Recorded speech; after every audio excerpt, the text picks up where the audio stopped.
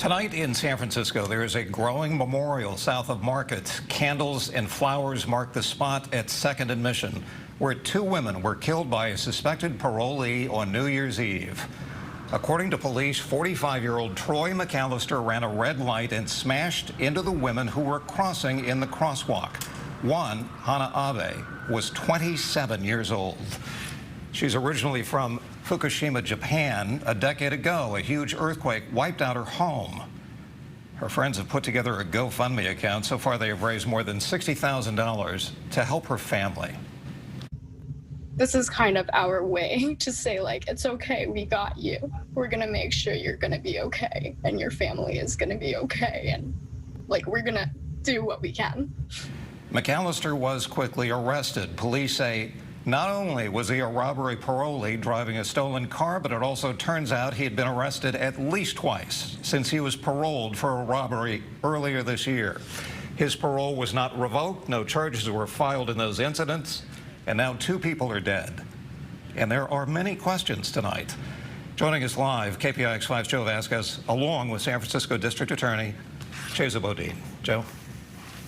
Yeah, thank you. I'll take it from here. And Mr. District Attorney, thanks for joining us. And we've laid out the scenario here, and we want to make sure that we are able to ask you directly what happened here, because it appears that you have somebody who was on parole, 2 more crimes were committed, no charges filed. He ends up back on the street, and now 2 people are dead. I mean, you're the top law enforcement official in San Francisco. Why did you allow this to happen? Joe, this is a terrible, terrible tragedy. And, you know, the pain and heartache and suffering is irreparable. We cannot undo the loss of those 2 precious lives. My victim services team has reached out to both families, and I'm meeting with Mrs. Abe from Japan tomorrow. We look forward to doing whatever we can to support both of those families. And mark my words, we will hold Mr. McAllister accountable for the harm that he caused on New Year's Eve. But if I could drag you back to the question at hand, what happened here? There was a lot of pointing of fingers this weekend. The parole officer, how come he didn't revoke parole? The police were saying somebody needs to be accountable for this. And it turns out, according to the parole folks, that in fact, they referred this to your office for charges. No charges were filed. They can't just revoke someone's parole without you participating in that. So that's not quite correct, Joe. It's a little more complicated, but you're right that there are missed opportunities here. And you're right that every single law enforcement agency involved in supervising Mr. McAllister or dealing with his arrests is taking a hard look at what happened and what might have happened.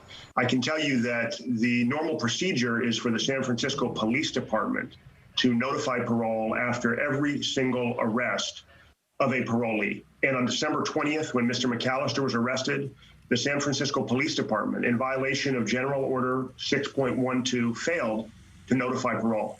Parole had been working with Mr. McAllister on the prior arrests. They had been taking important steps to intervene and supervise him, but they cannot do their job if the police department does not notify them. Now, the other thing we learned just tonight, and I believe the Chronicle broke this story, is that the Daly City Police Department were aware that Mr. McAllister had stolen the vehicle used in this fatal, tragic hit and run, and that he had a firearm. They were aware that he was on parole.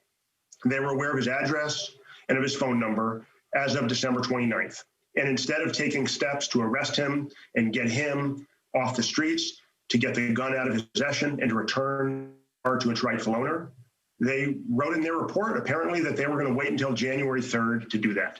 We all know that by January 3rd today, it was far too late for those 2 victims. So we're going to focus on holding Mr. McAllister accountable, on supporting the families of both victims, and on taking a hard look at how we can communicate more efficiently and effectively with partner law enforcement agencies. So that we can. It is complicated. Sorry, forgive me. It is complicated, but in the end, it is your office that decides whether charges are brought up. It is the responsibility of your office to make sure this man isn't on the streets. Do you bear some of the responsibility here? Because I see that, of course, the police have said they could have done more as well. Everybody could have done more, Joe, and we're taking a hard look at what we might have done. The reality is none of Mr. McAllister's police contacts since he was released on parole involved driving under the influence, involved weapons, or involved any kinds of violence.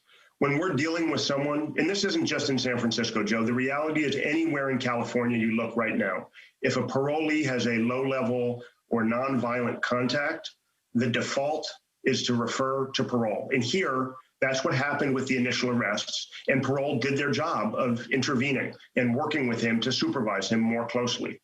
But when the police department in San Francisco on December 20th and in Daly City on December 29th, failed to even notify parole, there was absolutely nothing parole could do.